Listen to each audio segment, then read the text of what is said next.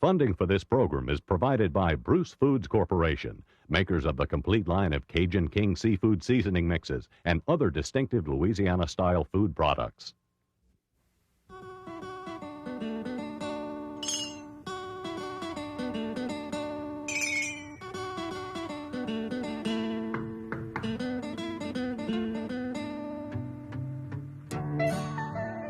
Louisiana.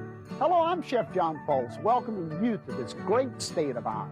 We're real proud of our people, places, and food, and I'd like for you to know a little bit more about it. So join me and some of my friends as we visit the historical food towns of this state and cook up another great Taste of Louisiana.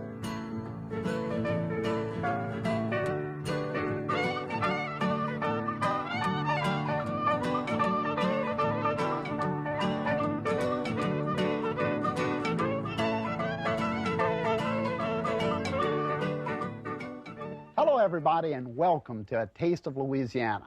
I'm Chef John Folse, and you could not have chosen a better day to come and visit in the kitchen because we're searching out the historical food towns of Louisiana. Today we're going to southwest Louisiana, to the parish of Acadia, and to the frog capital of the world. Today we're going to visit Rayne, Louisiana. That's right outside of Lake Charles. And here you can see that we get off of the interstate, I-10, westbound, and look at the frogs. You can see them everywhere right as you get off. The highway department actually gave the city permission to paint those frogs. You saw that frog crossing sign? There's signs everywhere that tells you you're in the frog capital of the world. Yep, this is a fire hydrant, no doubt about it. There's murals everywhere. The city of Rayne actually wants to be known as the mural capital of Louisiana. I think they're actually the mural capital of the world, and every one of the murals in some way or other actually depicts frogs. This is a special one because his hat changes colors with the temperature or the weather outside. It's a barometric paint. This is a historical postcard painting of a frog on the side of a building, and again, this is Frog City, and an artist came in and actually kind of scripted out the frogs, but schools and church groups and everybody came out to paint the frogs on the side of the building in all different scenes. Here's a little barbershop, and of course, here's the bakery guy, and any kind of scene you can imagine using frogs, and a mural will be seen right here on buildings in the city of Rayne. This is frogs in their natural setting in Louisiana. A little red-winged blackbird, little cattails in the background. Of course, a Cajun cabin right on one of the bayous with some little, I guess this must be mythical frogs that's doing a little jambalaya, it looks like. Right in front of City Hall, right downtown, is a mural. This is kind of an aerial view of a mural, and you can't get lost on the city streets of Rayne because all you have to do is follow the footsteps right down the center of Main Street, and it'll certainly take you exactly where you need to go.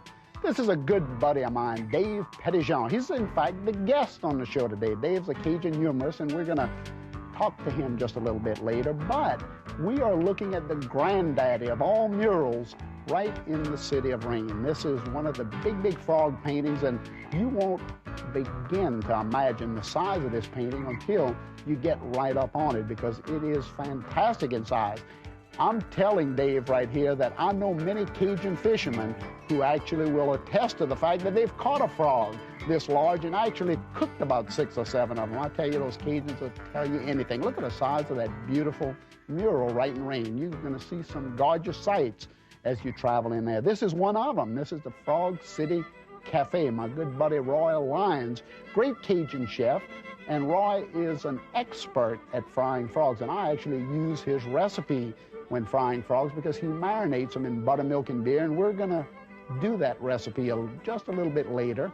But Roy was telling me that if you take some of the larger frog legs and marinate them for a couple of hours in buttermilk, you're going to have a really nice, wonderful, tender dish. He was sharing that recipe with me, and that's not easy to get, a good recipe out of another Cajun chef, but he is a really good buddy of mine. Rayne has a frog festival every year in September, and you can come and watch the frog jumps, and the frog queen is selected, and this must be the king of frog legs here.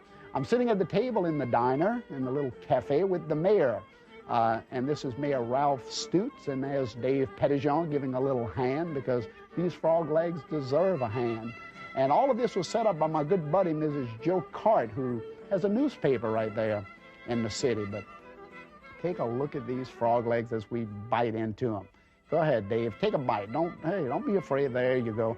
Frog legs in Louisiana just drip down your chin. They're so juicy. And I was the guest that day. So guess who got the last frog leg off of the table, dipped into that great tartar sauce? What a wonderful, wonderful day we spent in the city of Rayne, eating all these great frogs and walking around looking at the murals. It was just a fantastic day spent in that city. Great people in southwest Louisiana in the parish of Acadia, where Rayne is founded, right in the center there. I mentioned Dave Petitjean. He's a great humorist. You probably know him. We'll talk about that in a minute. And he's going to come and visit and talk about humor in Cajun culture and all of those things, but we're going to cook a little bit also. I mentioned Acadia. I mentioned Rayne. That is actually not only the frog capital of the world, it's also the rice capital of Louisiana.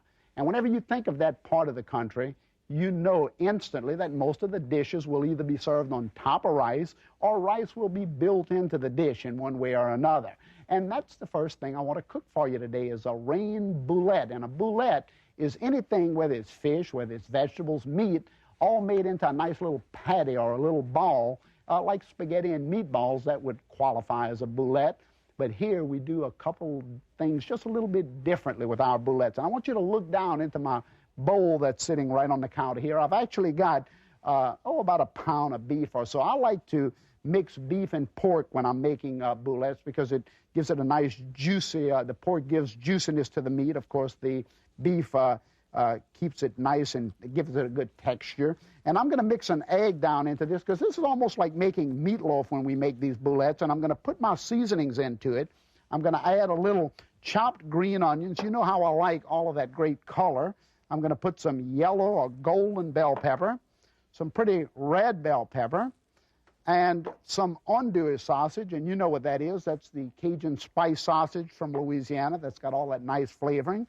I'm going to mix all of those pretty things together. This is almost like making a tartare, or raw beef that's flavored with a lot of great vegetables. Now, this would probably be enough for most people, but hey, not enough for us. I'm going to add a little bit garlic. And you know what my little bit garlic looks like. About like that. And then salt. I have to put a little touch of pepper. Thyme and basil. I'm putting all those great flavors. And I remind you to just use whatever flavors you would like because I want you to add your own little touch to your cooking. So I'm going to mash all of this together. You can add a little bit water to the ground beef also because it'll make it nice and tender and juicy while it's cooking. Now, the last 3 ingredients that I'm going to put into the bowl, that's right, 3 ingredients, is first of all, rice. I have to add my cooked rice. Now, I know a lot of people who actually put raw rice into this dish, but I like to put the cooked rice in. A little wild oyster mushrooms that I've chopped up. Use just regular mushrooms or shiitakes or whatever mushrooms you like in your own area. And then some breadcrumbs. And these breadcrumbs are seasoned Italian breadcrumbs, and they've got a lot of nice flavor, so I always like to use those breadcrumbs. And then again, mix it all together. And imagine this boulette is going to have not only all of the great flavors of the spice and seasoning, but the smoke flavor of the andouille right down into the meat, and then the rice to make an entree out of a dish that otherwise would just be served with spaghetti or something. You could serve a couple of these boulettes, or you could make a loaf out of it, actually, almost like a meatloaf. Now, I got to roll these into a ball. So I'm going to get my little black iron skillet because these can be sauteed, but personally I like to bake them in the oven. I'm going to put one of these little balls here and then another one. And you want to put just a little bit butter on top of them. Let me wash this off of my hands. You want to put a little bit butter. You can also season them just a little bit more on top with salt and pepper or your favorite spice. I can put a little touch of that Louisiana hot sauce right on top of them to give them that extra flavor, little salt. And then I would put these into about a 350-degree oven and bake them. But I have some already done, so I want to get them out and show you what they look like. Get into this oven. Oh, yes, nice and golden brown. And you can take a look at this. These are already browned nicely, and they're not cooked all the way. I put them at 350 for about 20 minutes or so. Now I'm going to take them. You see how the rice has come out of the top of the meatball? Children like to refer to these as porcupine balls because the rice will actually stick out like little porcupine needles, and I'll put them down into a pot of nice brown sauce that's got mushrooms in it. You can use spaghetti sauce, tomato sauce, a good marinara sauce, whatever you would like, but I'm going to put them down into a brown gravy that I made with a little Cajun roux and a little stock, and that's going to be really, really, really nice. And I would serve these over spaghetti. I could put them right on a plate of spaghetti, or I could put them on a nice platter with some rice off to the side as a nice entree, or you could actually serve them as an appetizer, just one in the plate. Okay, that's the first dish I want to do for you. The next, well, hey, you saw all of those frogs? We have to cook some frogs. And I want to show you what the frogs of Rayne actually look like. I want you to look at this nice big platter here of frogs. Now, come on, I'll be disgusted. This looks great to us in Louisiana. Look how nice that frog looks. Look at these big old legs. And, of course, the back is still on because the Cajuns would actually cut the back off of this frog and make a nice sauce piquant or a coubillon, some kind of nice stew dish to serve on top of some of that Rayne or Crowley rice. But the best thing would be to take the frog legs, cut them just like this, and then go ahead and put them in that milk batter marinade that Roy Lyons shared with me, and I want to show you exactly how we do that. I'm going to begin with 1 egg down into my little bowl here, and then I'm going to put buttermilk. Now, he said buttermilk was the most important ingredient because he says the acid from the milk actually really went to work on that real tough fiber of the frog leg if they were too large. Of course, small frog legs will actually fall apart almost in this marinade, so you don't want to leave them in there too long. And then, of course, hey, just like all good Cajun marinades, you have to have a little bit of beer. You could leave it out, but who would want to leave it out? I don't know. Kind of put that in there, stir that around. And then a little touch of Worcestershire sauce, a little touch of Louisiana hot sauce, all down into that, and a little pepper and salt. Now, you would let this all kind of come to work together in that bowl, and then I would add the frog legs to it. I would take the frog legs and go right down into the milk, and I would allow them to sit in this milk for, let's say about 30 minutes. If they're really, really big frog legs, I may even leave them in at room temperature for about an hour. And once they're all sitting in there and getting nice and tender, I would go ahead and season my yellow corn flour or white flour, either one. I'm going to use yellow corn flour because I prefer this really nice fine ground of cornmeal, which you can buy just about in any store in the country, or you can find it prepackaged sometimes as a packaged seasoned fish fry. So if you can't find just yellow corn flour, look for the seasoned fish fry. I'm going to put a little black pepper. I used a coarse ground black pepper. I like the real aromatic spice. And then I'll put a little touch of salt down into it. Again, a little basil, a little thyme, and I'll mix all of that together nicely, just like this. You want to season the batter really well. One of the important things about frog legs is to remember that they don't have a lot of natural flavor. They're really juicy, but they lend themselves well to all of the great, great flavors. Now, once that's down in there really good, all that flavoring, wipe all this mess off of my hands here, what I want to do is add just a little touch of Creole mustard. I want to put a little Creole mustard down into the batter right at the end to give it that nice tardiness. Creole mustard, of course, is that great mustard out of New Orleans, and it'll put that wonderful tangy flavor right into the batter right at the end.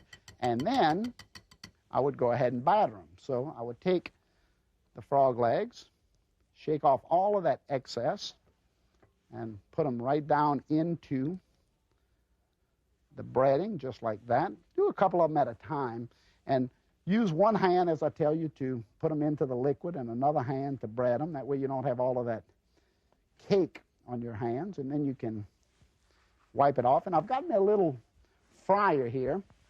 I move it right into position.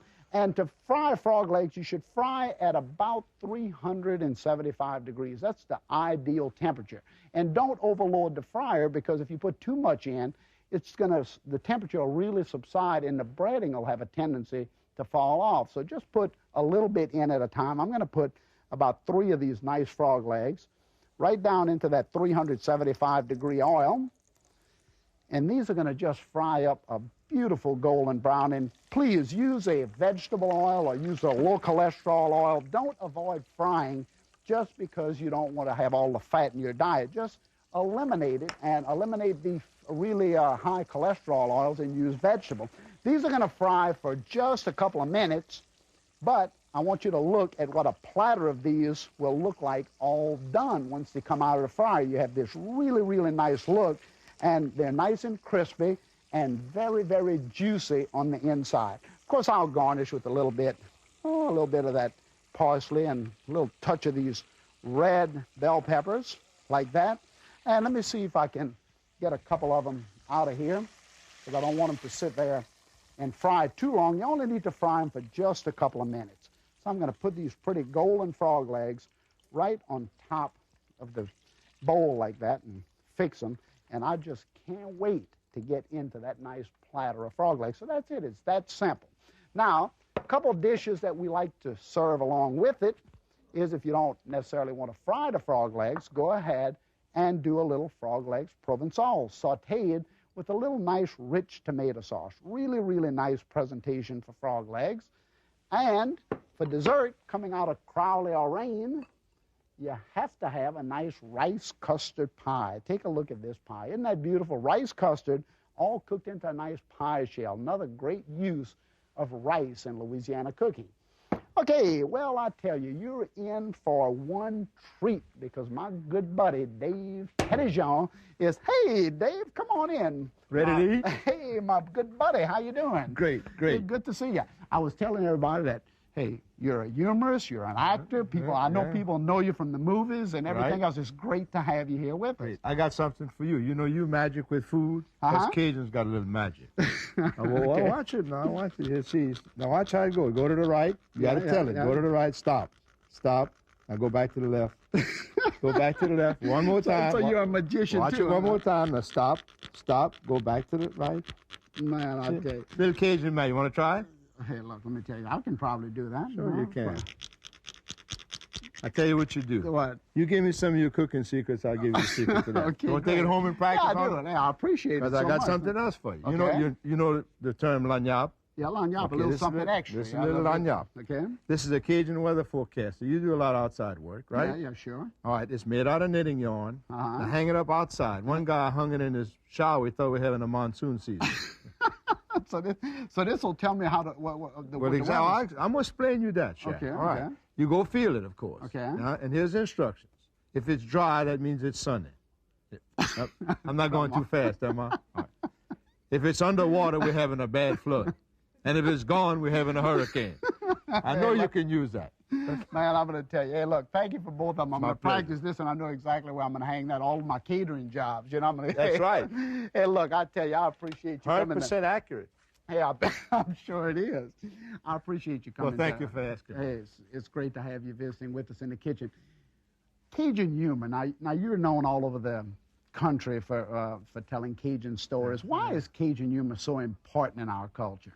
Well, I think it comes from the fact, you know, we were kicked out of Nova Scotia in the 1750s with nothing.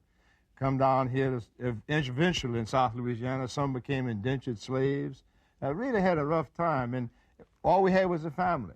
And we found out if you love life, life will love you back. And, you know, adversity like that will make you or break you. In our case, it made us. We found out that laughter is good for the soul. You know, Cajuns knew 200 years ago what they're finding out now, how good laughter is. Well, hey, look, and I tell you, we can really laugh at ourselves. Most of the jokes and stories in Cajun culture are about the family, about your brother, about your uncle, or about your dog. Why is that? Well, because, number one, we're a closely knit group. And as I said, we don't, like one guy told me, we don't have an identity crisis. We can laugh at ourselves because we know it's in good humor. It's in good taste. We're not trying to put anyone down. We just want to have a good time. Let the good time roll. That's the nature of the Cajun. It's our attitude. one of the most natural forms of humor, I think, in Louisiana is our names, our nicknames. Every Cajun community is full of nicknames, and they're as funny as the jokes we tell. Bébé, T-Boy, Badon, Nunu. Well, I think where it came from, you know, remember when we got here, there weren't a lot of us.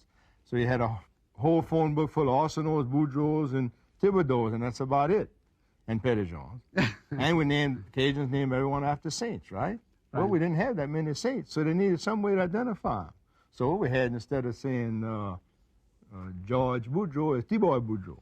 And it just evolved around that. And even today, in the phone books, Bitstrahon, this is still in the phone book in Crowley. Cowboy Dupree.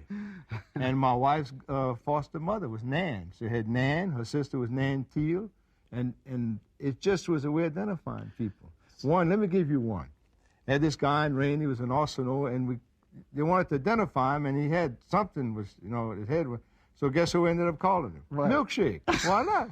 Like a blender. That's it. So today he's Milkshake Arsenal. And that was probably in the phone book as well. It's true, because as you go into every little Cajun town, Rayne included, you open the phone book and here's all of 50 names after 50 last names, Boudreaux, but every one of them a nickname in the middle, so you can find who you're looking for. And it's still in the phone book. Well, I tell you, it's a very interesting culture. We want to continue to talk about humor, because I know you know a lot about it. But hey, let's talk about something else, and that's a little bit food, because you know. Hey, that's right. We fried some frog legs. Right. I saw that. You and I ate frog legs at Roy Lyons. They were fantastic. But on that plate that Roy gave us was some great tartar sauce, because whenever we fry frog legs or crawfish or whatever in Louisiana, we have to have a dipping sauce. So two of the greatest sauces that we do in Louisiana is a tartar sauce and a cocktail sauce. And I want to share with all of my friends the recipes for both of them. So, and I want you to help me with this. Well, I can get some ideas. There you go. Hey, I'm going to give you some ideas. Well, hey, that's the base for cocktail sauce. And this right here. It was red. See how smart I am? That's right. And this is the base for tartar sauce. This right here is equal parts of tomato ketchup and a little bit tomato sauce. That's all. Or you can use the whole of either one. And this is mayonnaise, either homemade or just, you can take it right out of the jar. If you're lazy or like you busy, you take it right out of the jar. You know? Okay, now for cocktail sauce, we're going to begin, of course, by putting a little bit Worcestershire sauce in there. Yes. And I want you to stir that up good while you're going? Yeah, you better believe it. I can handle that. Okay, now a little bit Louisiana hot sauce. Just go ahead and have a little bit more spice. A lot of people think our food's got to be spicy, but... No, we don't like hot food. We like it spicy, but not hot. And I've got an advantage over you. I can tell when it's just right. How's that? Well, I'm bald-headed. Yeah? No, and when I didn't know that. You didn't notice it? Well, that's what I wanted to tell you. No, but when it's seasoned just right, you have little beads of perspiration break out. Now, if it's seasoned too much, it just go with that. So if you see me like that, it's too hot. It's too hot for you. Yeah. Okay, now I'm going to put a little bit mayonnaise. All right. Oh, you put mayonnaise in you have to put mayonnaise in your cocktail sauce, too. You don't only just keep it over there. Obviously, you find out I'm an eater, not a cooker. A little bit horseradish. Ah, yes. Now that I know about. Now we put a little bit tomato sauce in here. We put a little ketchup, a little bit Louisiana hot sauce, but now I put a little bit more of the spice. I might be discredited in the store, but not too much spice, No, that's all right. Then a little squeeze of lemon juice. Gotta have that. Like that. Now, as far as and that's all the cocktail sauce needs to be. Of course, it looks like a remoulade too, but that's a good cocktail sauce. You'd eat it with oysters or frog legs or whatever. Shrimp. Now, Now for the tartar sauce, the next bowl, now put your whip down and move to that bowl over here? right Can I there. switch them around? That's right. Switch them around if you want. I like to stir close. There you go. Okay, into mayonnaise, we're going to put some sweet pickle relish, just like that. Just kind of whip that around a little bit. Learn something new every day. And some of that nice Creole mustard. I'm going to whip that. Let me ask you a question while we're making this. Where do you get your material from? Where do you get every day you got to come up with new jokes when you visit. Where do you come up with all that material? I steal it. No. Like me, huh? Like I do with my actually, well, you were telling me that there are no new recipes. So we just adapt them to our own style, and that's what I do. But I do get them from people. My granddaughter came home from school the other day. Yeah. She read me a poem. It says, "Now I lay me down to rest. I pray to pass tomorrow's test. If I should die before I wake, that's one less test I'll have to take." So you take that, you expand upon it, it becomes a Get an story. idea, and start developing it. I was on a cruise not long ago, and they do have gambling tables there. And I didn't know that. I found out how to beat the blackjack table. get a gun, you know. And so, but I want to make sure I don't gamble next time. You know, you get your seasick patch here. Uh-huh. Well, I'm going to get a gambling patch for this side here so I can quit. So I'm working on that now, actually. See, and you know, you just start developing ideas, and then friends will tell you jokes. Yeah, read the newspaper. Newspaper, yeah. and I just, you know, I have an idea where I want it all to fit in, and I just adapt it to that. You travel a lot. You were in the Big Easy. You were in a lot of different movies. False Witness. Do people outside of the state really understand the dialect or the humor in general? More now than used to because of people like you that are getting the Cajun more well known. Yeah, I've been from, you know, Florida to Maine, the East Coast to West Coast. They understand the attitude. And so I back off on the dialect, and I want them to get how we feel. Look, I want you to share with us one good Cajun story quickly. My favorite. Just one. Every time they find out I'm a Cajun, they want to hear my Eba and Boudreaux story, right? Okay. Eba and Boudreaux lived in Cow Island, the South Louisiana town. They found out that the Jackson Brewer was hiring people. Man, they ran to New Orleans, got him a big job. 2 weeks later, Boudreaux's back at Cow Island. He said, Miss Eba, I hate to tell you, he said, but your husband's dead. She said, no, I can't believe it. He said, what happened with him? He said, well, we was working in the beer vat and he fell in and drowned. Oh, she what a terrible way to die. She said, did he suffer? He said, don't bleed. So he got out 3 times to go to the bathroom. That is so typical. True Cajun. That is so typical of a Cajun story, telling it about themselves. That's right. Really, really funny. These two things, of course, these two sauces flavored with a little salt and pepper. Season them up nicely. Dip a little shrimp and oysters into it. Hey, no problem at all. They're going to be just great. And, of course, hey, add your own flavors to them. They're fantastic. I want to thank you so much for coming to visit with me today. I'm going to try my little toys, and I'm coming eating frogs with you over at the cafe. Do it. Hey, and thank you all for coming to visit, and come back again as we continue to cook up more of those great Taste of Louisiana. We'll see you later.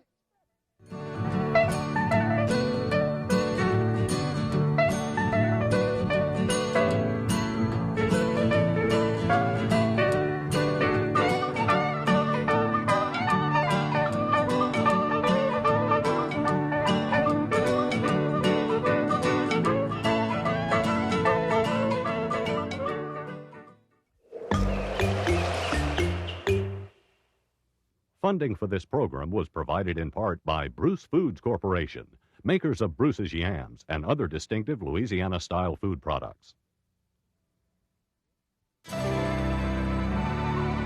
This is PBS. The companion cookbook to A Taste of Louisiana is available for $22.95. The Evolution of Cajun and Creole Cuisine by Chef John Folse features recipes and food history behind Louisiana's cuisine. This 352-page cookbook contains over 250 recipes, including those from this show.